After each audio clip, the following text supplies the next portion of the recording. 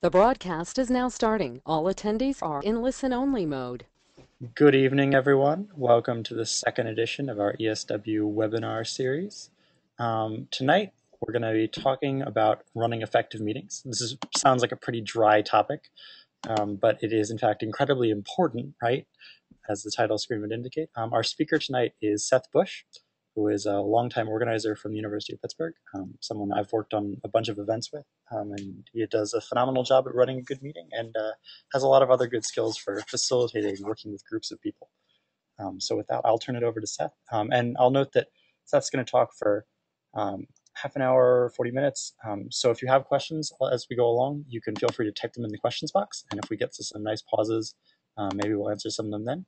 But we'll also have time at the end to address maybe some of your own case studies or just some kind of general questions and some discussion there as well.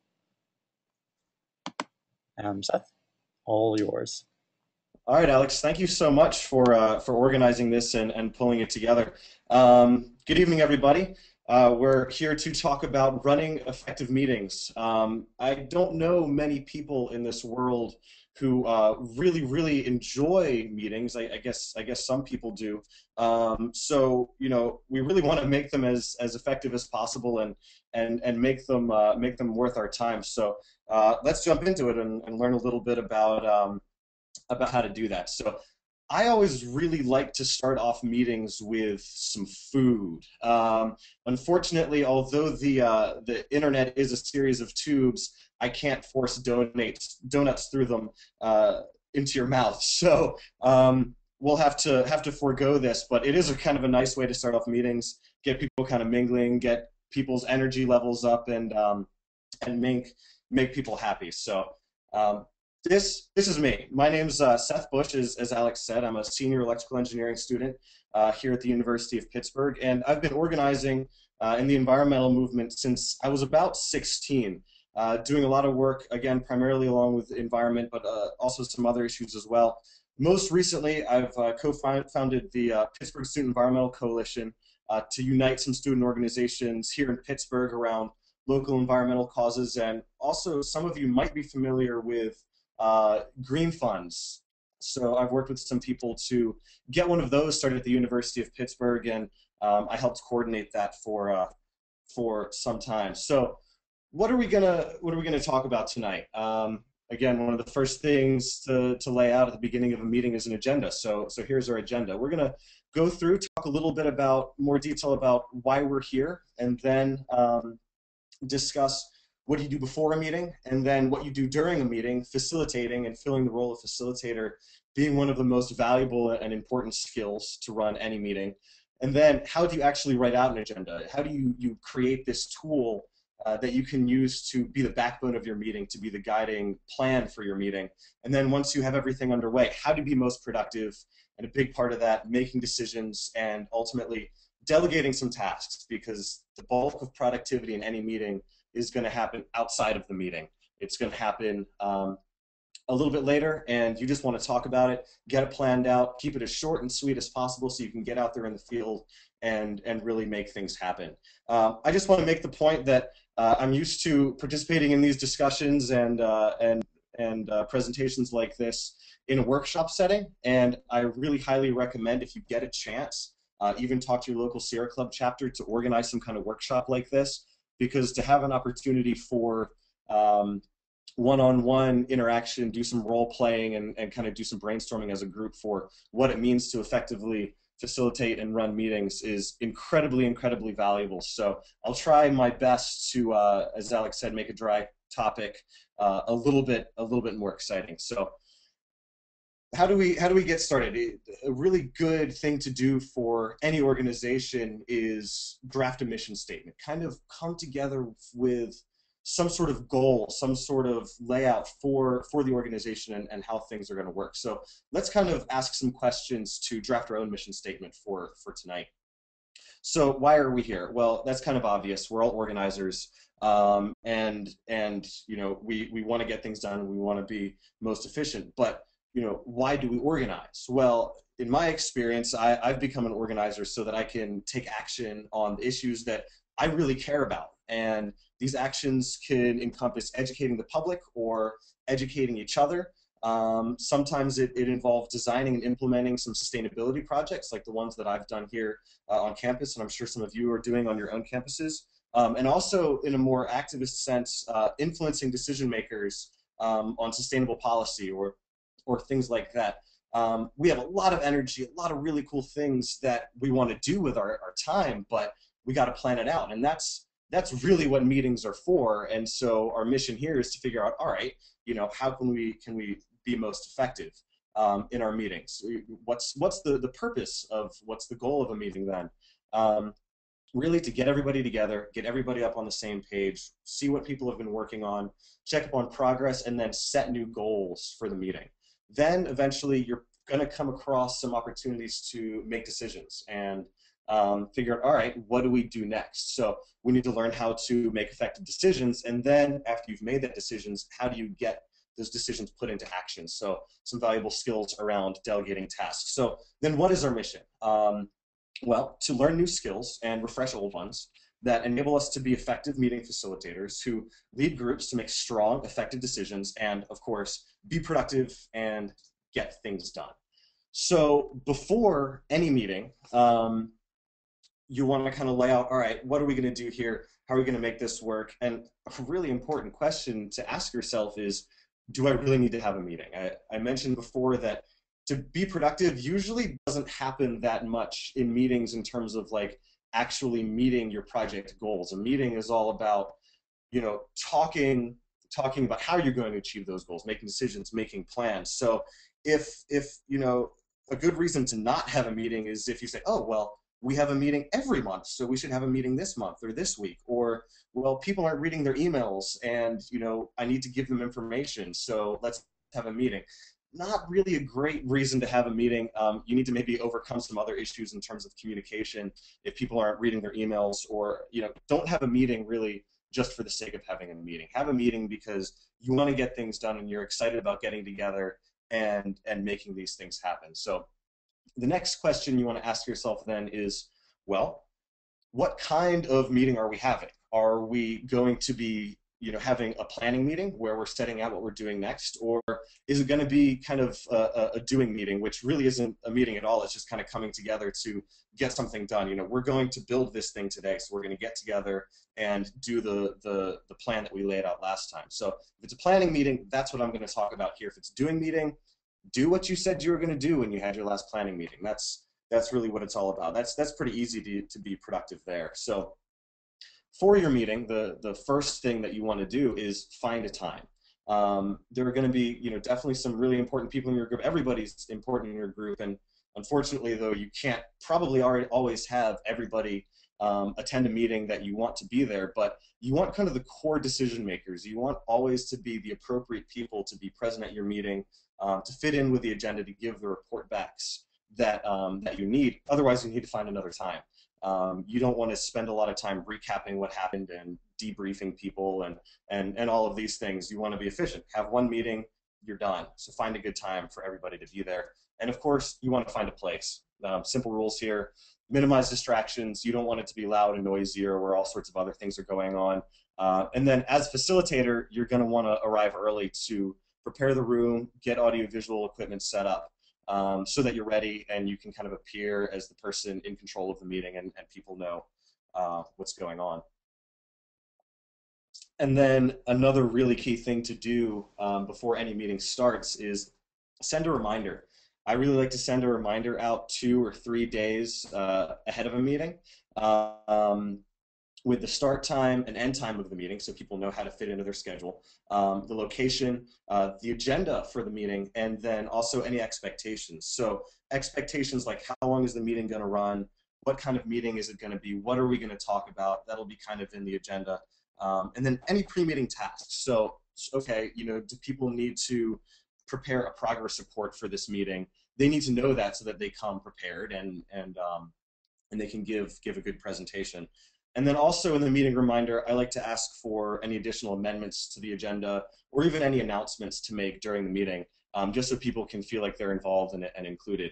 And one thing I forgot to mention here, in terms of finding a good time, I really, really like the tool Doodle. A lot of you might be familiar with Doodle. It's a really good way, doodle.com, free, to basically send a poll out to everybody you want to participate in the meeting, and they fill in what times they're available, and then it spits out, all right, these are all the times that is best for you to have your meeting, and then from there you can pick exactly how you want to do things.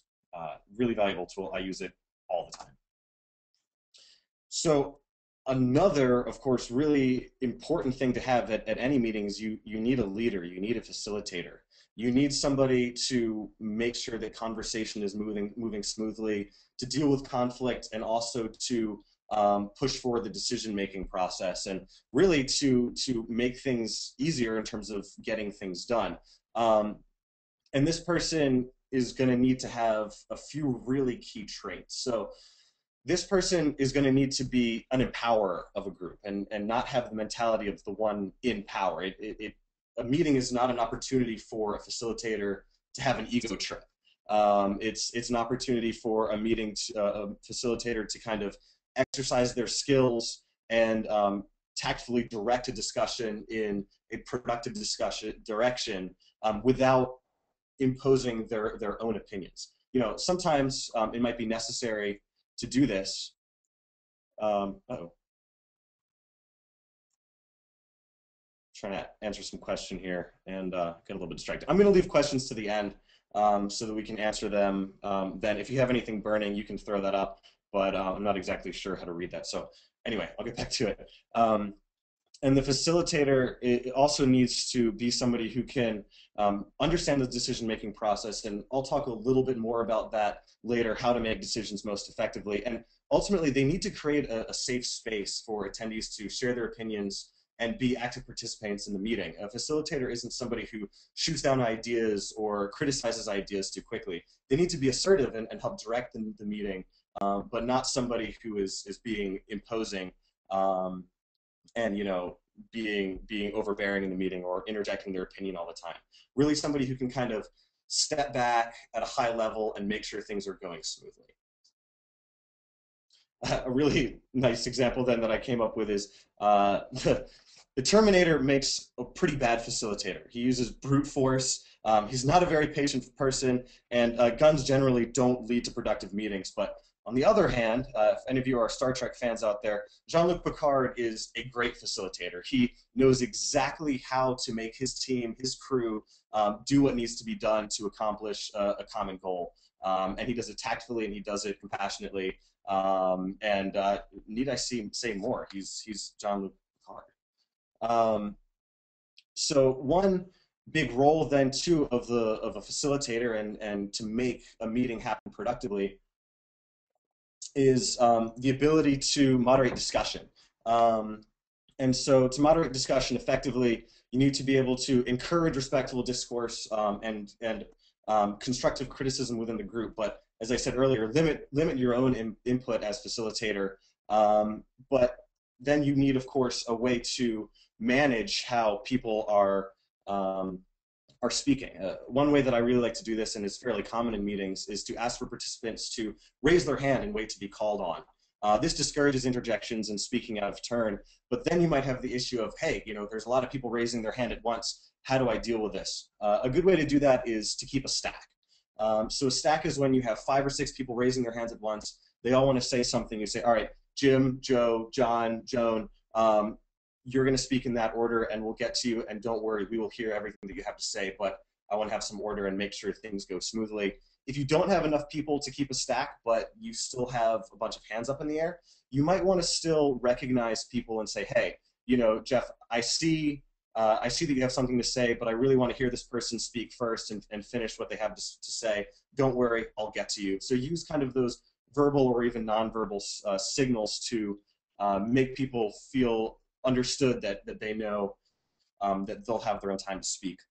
Then also you might have some people who get up and they ramble on and on and on about a particular point, or they're, you know, extending their time giving a report back or something like that. As a facilitator, it's really important that you refocus these ramblers. So if Alex is giving a talk, giving a report back on the ESW National Committee and how things are going, but he's way overstepped his time, you might want to say, hey, Alex, we need to move on to some other business soon. What are the takeaways from your report so we can move forwards? And then you also might have people who bring up ideas that aren't quite relevant to the topic at hand. Here I like to use a tool called a bike rack, or some people call it a parking lot, but that's not incredibly sustainable. And so we use a bike rack to write down these ideas on the board or on the agenda. And then we can get to them after the discussion is over to leave some time for some not so relevant topics. Or if we don't have time to get to them, we make sure that as facilitators that we can talk with that person, hear their idea, and maybe incorporate it into the next meeting. Along those lines too, we want to keep meetings on time and minimize distractions. One crucial rule is always start meetings on time. Waiting for somebody who is late is disrespectful to the people who did show up on time, and it sends the message that being late is okay. If you're waiting for stragglers, then you're always going to wait for stragglers. So if you're having a persistent problem with it, ask people to show up early to the meeting, be respectful to the whole group, or if it's a consistent problem with one person, maybe speak one-on-one with that individual. And when people are late, don't spend time recapping missed discussion, because it really rewards tardiness. You sent out that meeting agenda, you sent out that time with the times on it. People should know when to be there. They agreed to be there. Be productive that way, and don't spend too much time on it. I'll talk a little bit more about an agenda later, but of course you want to put some time limits on your agenda, make sure people know, all right, this is how much time we're going to spend on report backs, this is how much time we're going to spend on discussion, making decisions, delegating action items, that sort of thing. But of course you can break that. Even if there is a tangent or something like that, it might be valuable to take a break for a meeting. People could feel really, really stressed out, or you can maybe sometimes tell in a group when they need a mental break. And so that's a good time to say, hey, as facilitator, I'm noticing that the group's energy is low right now. We're at a good place to take a break, so would folks like to take 5 minutes for that, and we can reconvene later. If somebody is adverse to taking that break, don't spend a lot of time on the discussion, but especially if your meeting's over an hour, it's a good way to kind of get people revitalized and back into the meeting. But no matter what, I really encourage people to end on time unless the business is urgent, because that's just respectful to your meeting attendees, and keep meetings short. As I said earlier, not a lot of people love being in meetings, so keep them short so you can get out in the world and do the things that you said you were going to do.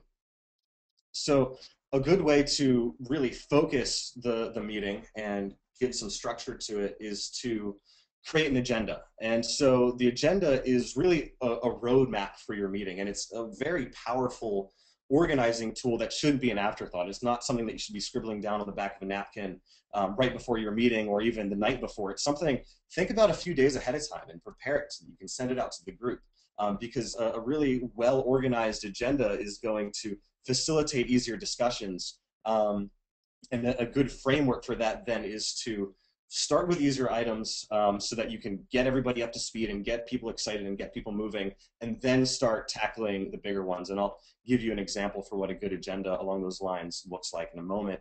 And make it visible to people. Make sure people have something to see on a wall. You print out, post your agenda up on a board, or hand it out, in a printout. If people can see this, they know, all right, this is what's coming next. This is how much time we're spending here. It helps people keep on focus and prevent people from going off into la-la land and like, I don't know what's going on, I don't care anymore. You want people to stay focused, and the agenda is a really good way to do that. And also, after the meeting, you can literally fill in meeting minutes right onto the agenda. It's something that I do all the time. I think it's really useful to act as a backbone for meeting minutes and notes, because you always want notes, and you always want people to be able to say, okay, I know what I need to do, I know what was talked about. And also, if somebody had to miss the meeting, they know what went on. So here's kind of a model agenda. Start with welcoming announcements, then spend some time recapping the last meeting, then go over progress reports. Progress reports are an opportunity for people who had action items before to say, all right, this is what I did last week, this is how far I've come, and then start jumping into discussion and decisions. I like to group really easy decisions in something called a consent agenda. So this is something that you send out to the whole group ahead of time.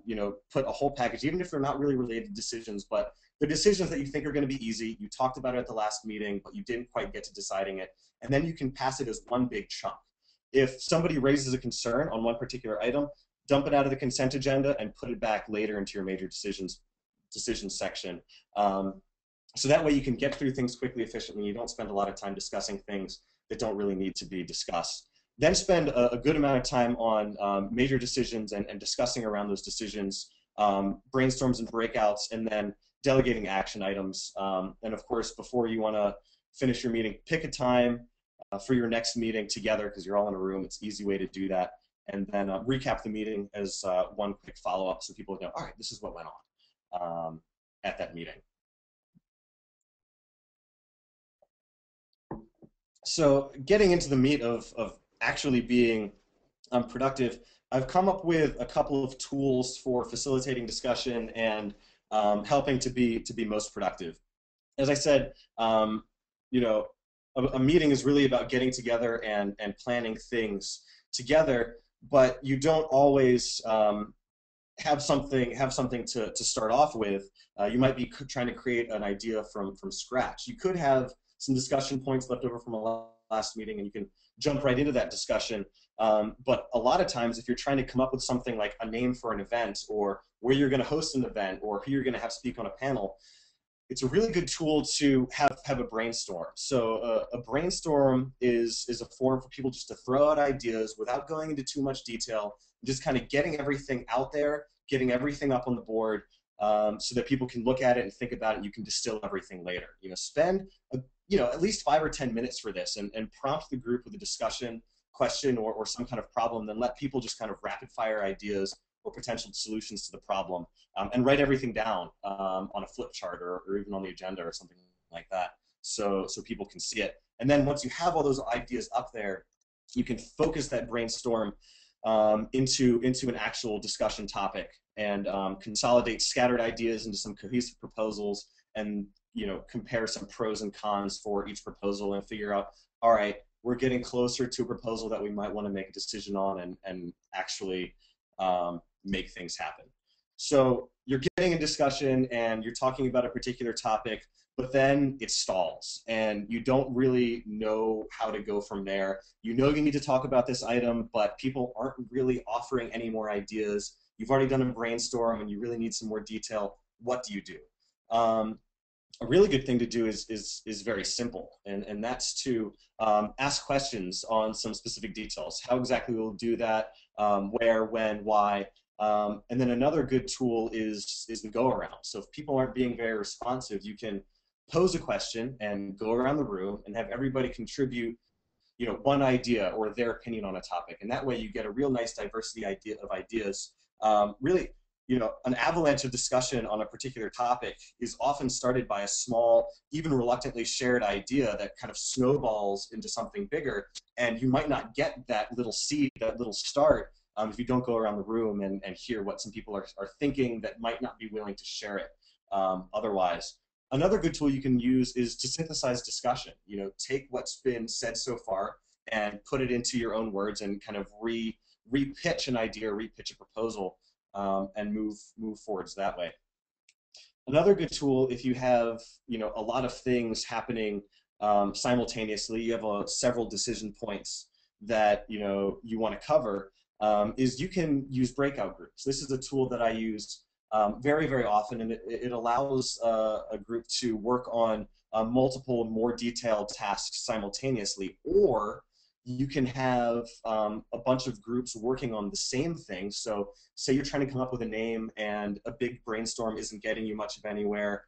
If you have small groups, people are going to be more likely to talk. So you can task 2 or 3 little breakout groups with the task to come up with a name, and then you'll get a whole list of names out of each group, and you can come together and then you can break it down into discussion from there.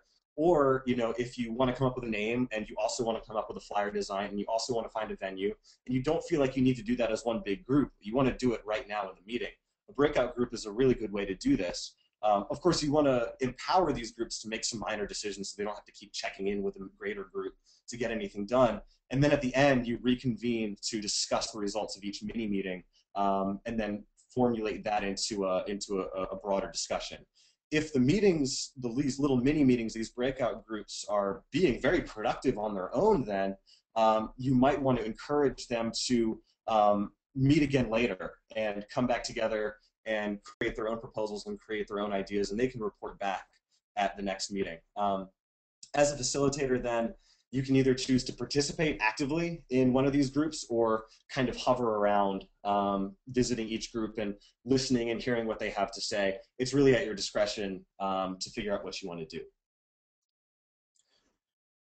Oh, and of course, take notes the whole time. That's one of the most important things. At every meeting, always designate a note taker, somebody who can be the secretary for the group, and that way you have a running record of everything that's happened at that meeting, and you can re-reference it later if you have a question about, all right, what did we talk about last meeting, or what action item did I delegate to that person. Now, conflict resolution was one of the big points on the description for this, and decisions are a really good opportunity or bad opportunity for conflicts to arise. But the facilitator is really good at understanding the decision-making process and helping decisions happen. You don't run into this conflict very often, and you can really turn it around into being something incredibly productive. So effective decisions really do yield productivity, and that's what meetings are all about, is increasing productivity of group and as a group, and improving group solidarity. Now, easy decisions might not require a whole process to pass. For example, there's no need to have a 20-minute discussion over the fonts on an event flyer, but more complex or mission-critical decisions require a discussion over the pros and cons, and thus require kind of framework to make conclusions after the discussion.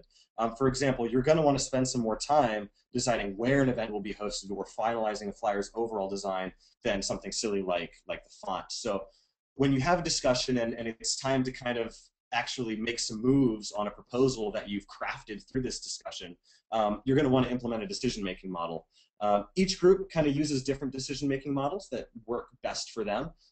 And I encourage you as facilitators to pick a model that works best for your group and then stick with it.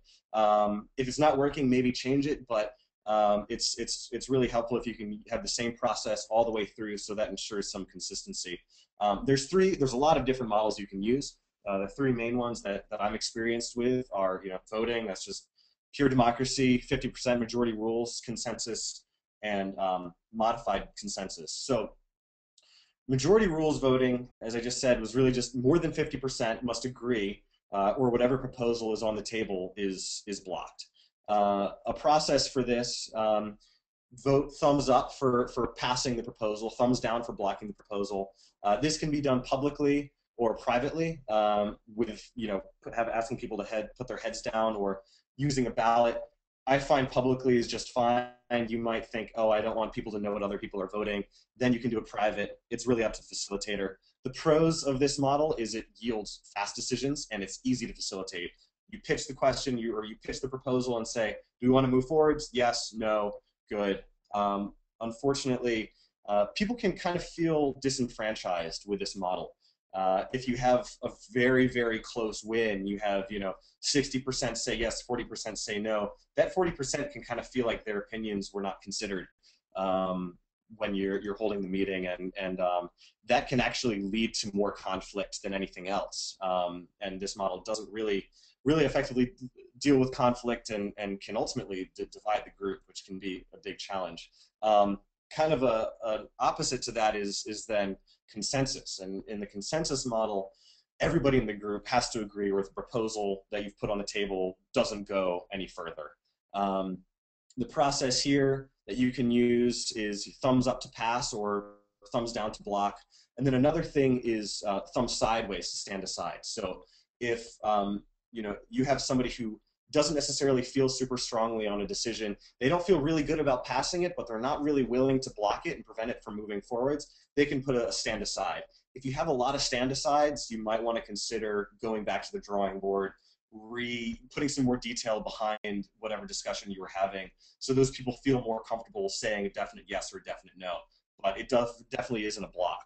And then anybody who doesn't pass a decision, you want to ask for feedback from them, hear what they have to say. You want to do that for voting too, but here it's even more important because you're going to have to go back to the drawing board and change things. Otherwise, this proposal is never going to move forwards, and you're going to have to table it, and it's just going to disappear.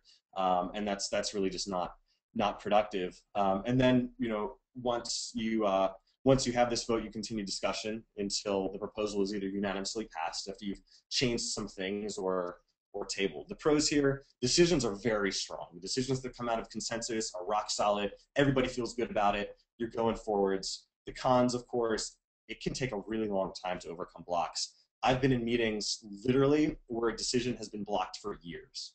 I've also been in meetings where the consensus model can completely tear apart a meeting because people don't feel like anything's moving forward. You have to focus on this topic, and you can't table it, but people are blocking it and just can't move forwards. And in that way, it can be very difficult to moderate, and that can bring up some conflict.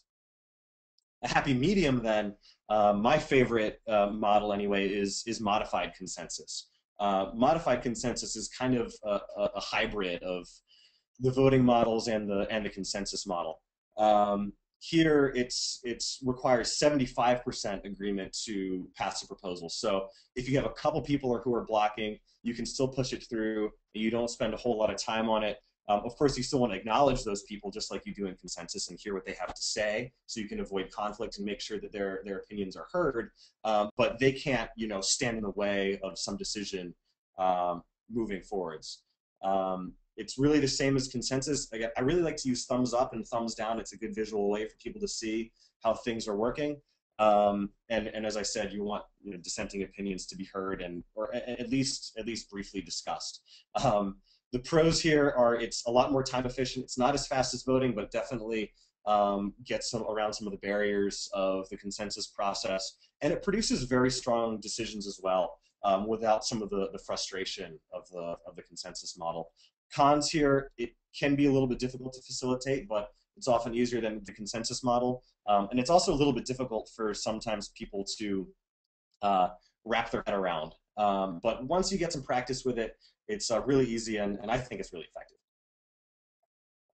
So, okay, you've picked a model. How do you use it? I've talked about proposals and passing and blocking. Many discussions lead to an obvious consensus and don't require a more formal decision process. These are kind of those easy decisions that I talked about earlier. As facilitator, you should try to sense whether or not consensus has been reached in the group.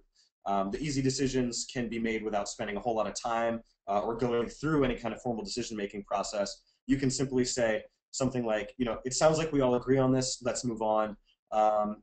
Give some space for dissent here, but then don't force further discussion if you don't need to. This is like fonts on flyers. You don't need to have a whole voting process around what font you're going to use. But sometimes you do, but usually you don't, and you can just kind of let that go through. So when do you call for a formal decision? Well, you want to do this when discussion is kind of stalling or time is up, but consensus hasn't clearly been reached, or for more complex or mission-critical decisions. If a decision is like all about the core of your product or your project, you're probably going to want to have a vote on it to make sure that everybody's on the same page and everybody feels good about it. The first thing then that you want to do after you've decided that you want to make a decision as facilitator is make a proposal. And so this proposal is kind of formatted as an idea for moving forward. It takes your discussion that you've had so far and say, okay, how do people feel about doing this way? How do people feel about this design for a flyer? I propose that we use this design. And then you use your model to make a decision on passing it or blocking it. And then you can go back to it. So this, again, it can be a little bit difficult to wrap your heads around. And I mentioned earlier in a workshop, this is the part where we would all break up and into our own little breakout groups and actually practice some of these things. particularly the decision-making model. So I'm going to post this exercise up on Google Doc. I'll tell you about it a little bit later at the end of my presentation. But I highly encourage, if you get some time with your group, to break into groups of 4 or 5 and practice making decisions. So pretend that your chapter of Engineers for a Sustainable World is forming a working group to implement new sustainability projects on campus, similar to a green fund. And the following decisions need to be made by the group. What decision model are you going to use? What will the group be called? This is kind of a fun one because you can brainstorm making a name.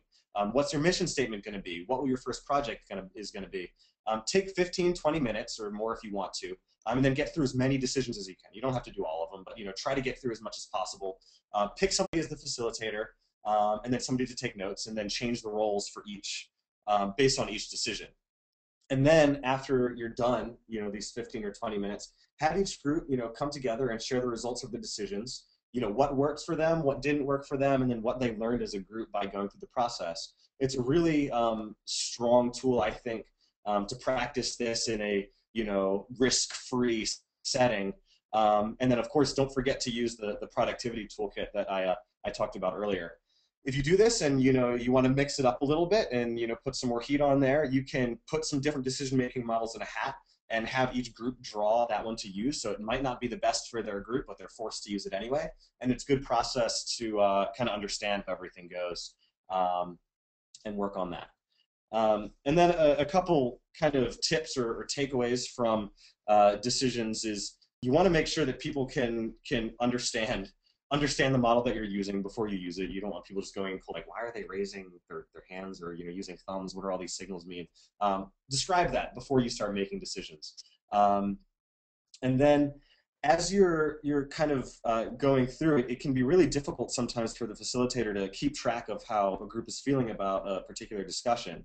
So maybe without asking for a committed decision, the facilitator can prompt the group with a proposal, an agree, disagree question, and then use the model to see where people are at, see how a decision might happen if it were formal. And that way you can kind of gauge, all right, do we need to keep having discussion here, or are we ready for a choice? If everybody agrees that it's time to move forwards, you can even say, hey, that went pretty well. Are we comfortable with taking that as a formal decision, and we can move on to the next agenda item? No matter what, you're going to want to make sure that everybody's opinions are heard and acknowledged, and that is a really good way to prevent conflicts, because then people don't feel like they're being shut down or their opinions are being stymied. Identify and say, hey, I hear you, I understand this is the way that you're feeling, thanks for sharing that. It's a really good way to promote discussion and make everybody feel happy and comfortable with what they're doing.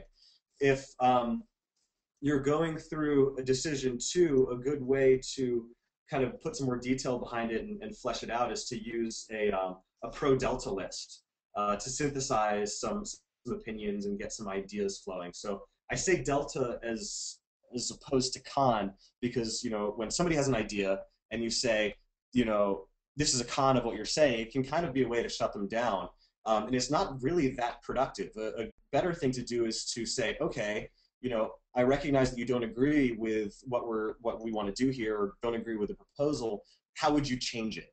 A delta being, of course, change. So what are the pros of this decision? What's good about it? What do we feel good about? And then what do we need to change so that we can continue the discussion and don't focus on the cons and the bad things, but really like, all right, how do we make this truly productive? Keeping in mind, of course, that disagreement is healthy. You want maybe sometimes people to butt heads, and sometimes the facilitator might even want to play devil's advocate. But unwarranted conflict without any kind of backup, somebody who's just grumpy and inciting conflict for no particular reason, really isn't healthy for the organization. So you might want to pull this person aside and explain to them how their actions are stalling the group's progress, listen to their feelings and their opinions on the issue, and then tactfully find a way to redirect their energy, even if that means for them leaving the group, taking a break from the group for a little bit, or filling a role that doesn't require them to attend meetings. Sometimes you just get those personalities who are very confrontational and really keep a group from moving forwards, and it can be poisonous.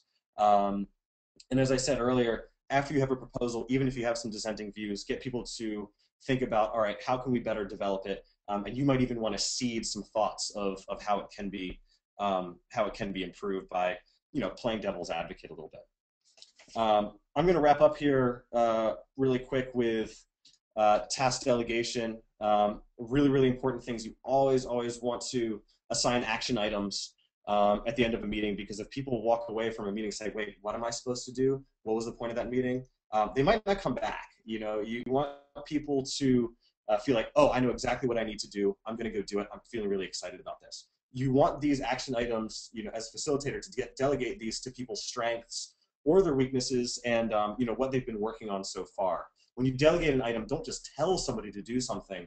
Ask them if they're comfortable taking on that task, and kind of gauge their response and see how they feel about it. If they're 100%, you can really trust them to do it. If they're feeling a little bit shaky, maybe offer to help them through it a little bit, and be that resource for them. Be that person there that can say, I've done this before. I want you to do it, but I can help you as a resource in the end. And above all, don't be a micromanager, please. Nobody likes a micromanager. I've learned that a couple of times the hard way, being a micromanager myself. And I've learned that my way isn't always the best way for somebody else. So delegate tasks to people that you trust to do that task, and then give them the space to do it. Accept their mistakes sometimes as part of the process, and then offer to help them through it. And just take a deep breath if something's not going how you plan, and say, it'll be okay. We have the power. We can rebuild it. And really build that trust by delegating some simple tasks to new members if you don't trust them yet. And then be prepared to step aside and train them and host trainings, and maybe even do workshops as facilitator or project leader is a really good thing to do. And of course, record your action items and meeting minutes so that people can remember what to do. And after the meeting, send everything out, follow up with people, make sure everybody's on the same page, and kind of knows what they have to do. I want to answer questions instead of jumping into this example right away. And I know I've been talking a lot, so I love discussion and really want to get that going. I highly recommend write down this link. This is, I'll just show it to you really quick, a planning document that I used with Alex and some other people to put together a panel on nuclear energy. It really steps through kind of the whole process of how we did the project. And the most valuable part to look at is notes, and look at how we structured the agenda and how brainstorms worked, and what kind of agenda items we had, and how we broke out action items.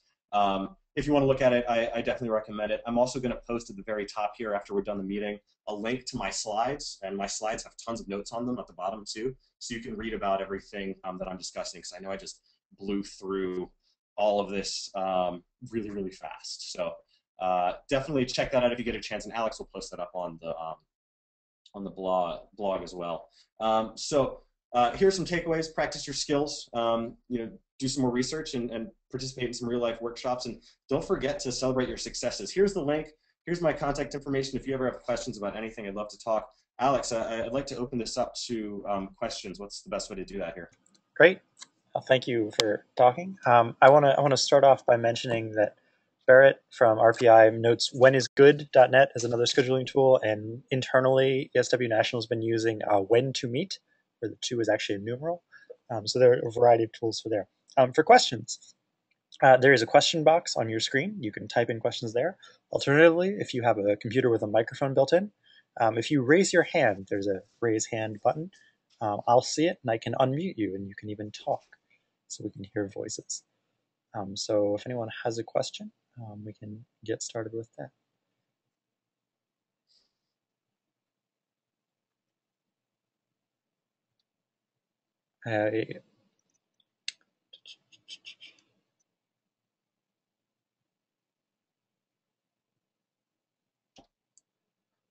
Okay, so Seth, I'll start off while people are thinking about things, and ask what's the optimum length for a meeting in your sense, in terms length and often frequency for project meetings.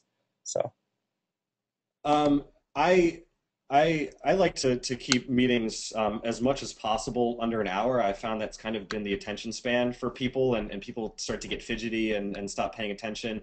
Some days you're going to have longer meetings, but I like to keep it short. And as I said on the agenda, really, enumerate how much time are you spending on each agenda item, um, so that you can keep it short and keep close to that. In terms of frequency of meetings, as meet as often as you need to.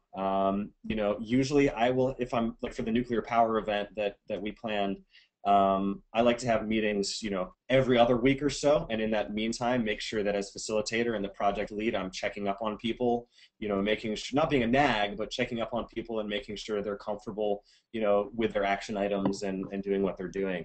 But only meeting when I really need to and to bring everybody together and get on the same page. Okay, great. Question from Tashalyn from RIT, which is where do you store your meeting minutes and what's the most efficient way to communicate them back to the group? Questions about communication and people can get out of the loop. Yeah, so Tasha Lynn, communication is definitely a really crucial part, and sometimes you might not have people at your meetings to participate. So meeting minutes are a really great way to communicate. All right, what happened at the meeting, and also as facilitator to remember what did we do last meeting. How am I going to structure the agenda for next time? Google Docs is your best friend in the whole world. You can see people editing it in real time. You can have somebody keep notes, on their own computer at the meeting while you have the computer sitting in front of you, and you can see them writing notes. So you can make sure everything's going smoothly, and then you can share that document with everybody in your project team. So this is kind of the Google Doc that we use, and I make sure to share it with a large group of people as well. And the first thing you'll see here is when is the next meeting that we're going to have? So people can reference this, for their action items day after day. It lays out the mission statement. These are all minutes and notes from some of our first meetings and what topics we wanted to talk about and who we're going to have in for panelists. And it really lays out, this is everything. This is the whole project in one document. So people can continue to reference it. And I thought, Alex, I don't know if you agree, it was a really great way to communicate. So the first time I'd done that, it worked really well to have everything in the same spot. You have to have bookmarks because otherwise it gets a little bit confusing to figure out where exactly you're supposed to be writing things.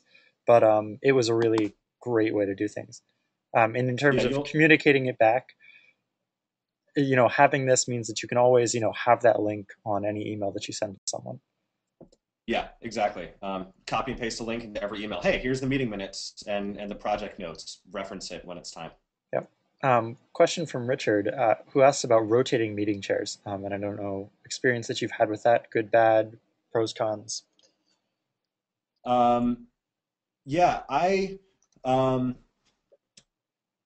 the Pittsburgh Student Environmental Coalition is in our organization. We don't really have any set leadership, and we like to rotate meeting chairs.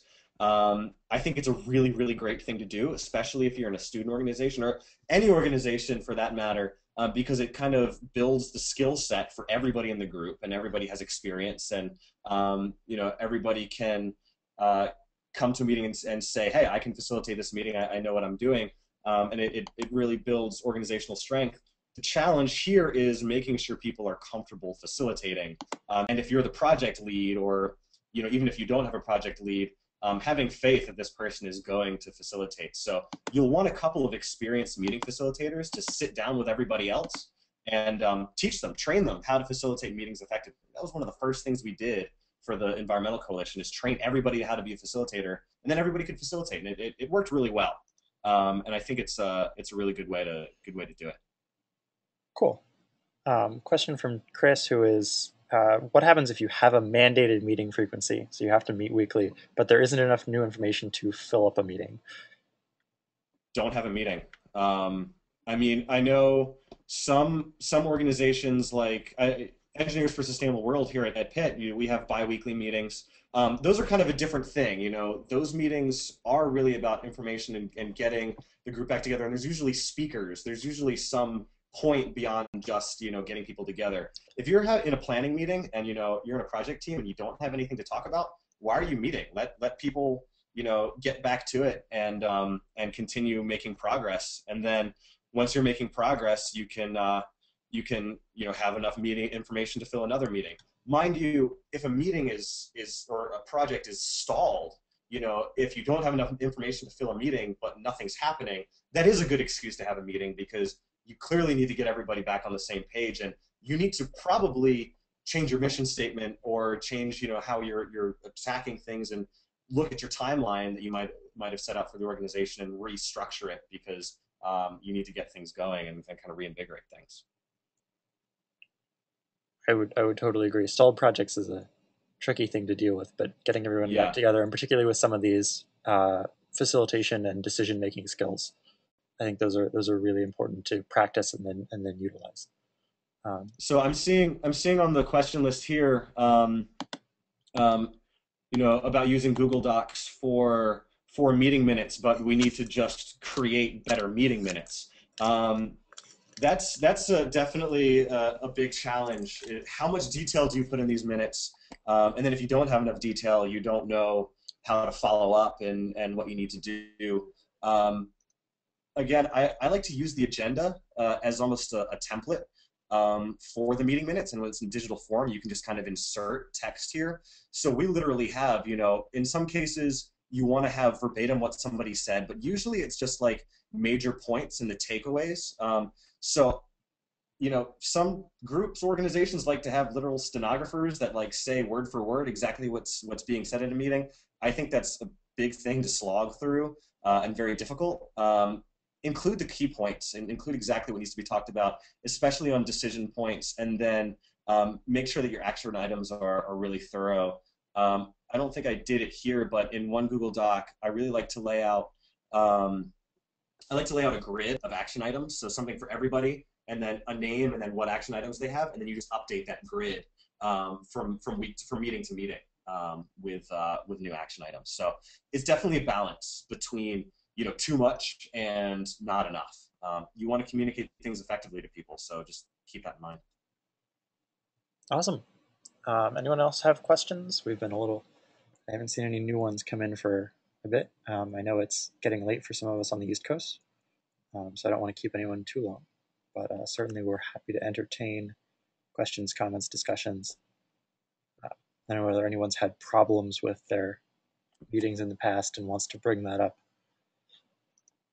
Yeah, I'd love to talk about that. If anybody has had any, horror stories or issues, um, case studies in particular.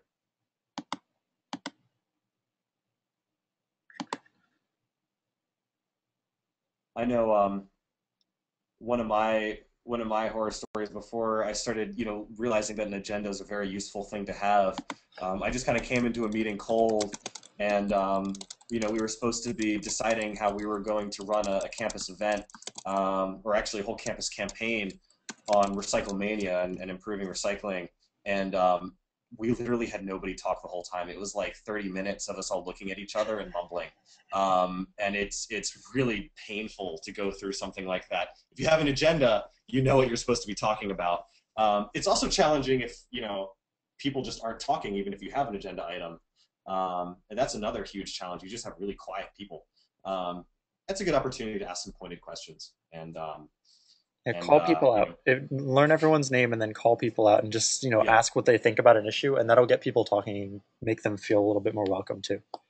And as I said earlier, usually those people who are really quiet have some really good ideas. And if those ideas aren't shared, you're never going to let that snowball into some really awesome idea. Some little thing that somebody was timid to share might ultimately end up being like the best part of whatever project you're working on. So there's lots of tactics to get that out of people. One thing I guess I didn't mention that I think is really important is the step up, step back model. So that's if you have a very lopsided conversation with a few people speaking a lot of the time, which tends to happen pretty often. I'm one of those people who talks a lot, if you can tell. So is Alex. And so as facilitator, it's important to say, okay, Alex, thank you for your input. I'd like to hear what Jenna has to say about this project, and hear some of her input. So encourage people, put people on the spot. You want people to feel comfortable, and you don't want to scare people away, especially new members to an organization. But make them be warm and compassionate, and make people feel welcome. And usually, you'll get some really good ideas that way, and get a diversity of ideas. Taking off on that idea, another question from Richard about icebreakers. I don't know whether you could suggest some some of your favorite icebreakers, 2 or 3 of them. He asked whether it's kind of just going around and asking people, name, age, that sort of thing, or questions like what's your favorite place in nature, otherwise. I really was gonna put this in the presentation and didn't feel like I had time to go off on a tangent on icebreakers, but they're one of my favorite things about meetings. Um, you can really use icebreakers as a valuable tool. If not, I mean, for one thing, it gets people talking and it gets people comfortable with each other, and you learn people's names. But using a go around is usually the preferred method, and you go around and say, all right, do this, this, this, and this. I always have name, why you're here and what you're interested in. Maybe your major or something like that. But then it's interesting to use it as a tool to really dig in. You can use it as a tool to further discussion, or you can use it as something for fun. So say, okay, go around and why are each of you here, or what's one idea you have to further our mission? One sentence, nothing long, don't talk for too long, just one quick thing. That's a cool thing to do. My favorite, just for fun, like getting to know you, have a few laughs, and get people comfortable with each other question is, if you were to have a beard that was made out of anything, anything at all, and women can grow beards in this imaginary world, what would it be made out of? I've heard lavender, I've heard spaghetti, I've heard, Twizzlers. It's usually very food-oriented. Clouds, rain. Get some really interesting feedback, and it's just fun. You could also ask if you were a vending machine, what would you vend? That's a fun one. I don't know. In weird young people, environmentalist circles, you get some really fascinating go around questions. The nature one's really fun too. What's your favorite vacation or your favorite place in the world or something like that? But yeah, you make it fun, make it productive if you want. It's a good way to get people used to each other. Sure. And food is an awesome icebreaker. The donuts. I mean, well, hummus is actually my preferred one, and chips, but donuts made for a good picture. Yeah, bring some food. Get people that'll get people to come early too. They'll come early. They'll chat. They'll talk about how their days go and get comfortable with each other, and then you can call everybody together and jump in the meeting and be really productive and have some fun. Have fun at meetings. Make jokes. On Go that off on note, tangents sometimes. one more question, I think, not to cut you off too much, but a question from Joe, who used to work at a company where the manager liked to keep the meeting room uncomfortably warm with an idea that it would keep meetings short and on point. And so Joe asks how important is a comfortable physical setting, temperature, lighting, nice seating, etc. I think it's really uncomfortable. I think if you have to resort to a tactic like that to keep meetings short, you should probably learn how to be a better facilitator. That's really just cruel. I think I've heard of that before, though. No, I think comfort in a meeting setting is very important. I mean, reserve a room somewhere that is going to be available and distraction free. And if it's hot in there, open some windows or bring a fan, or tell people to dress in layers. If I know in my house, our house is freezing, and we have a lot of meetings at our house, and tell people to bring a sweater. No, yeah, if you have to resort to tactics like that, you should probably get better at leading meetings. Okay, I think we're out of questions. We're also out of time. So with that, I will thank everyone for coming. As always, if you have ideas for skills you'd like to learn, or educational topics you'd like to see a webinar on, let me know at education@eswusa.org. And if you are looking for this presentation, there will be a recorded version of it on YouTube, and we'll have a blog post up with a bunch of links, so to the presentation, to the Google Doc, and to the YouTube video, in case you want to show it to someone.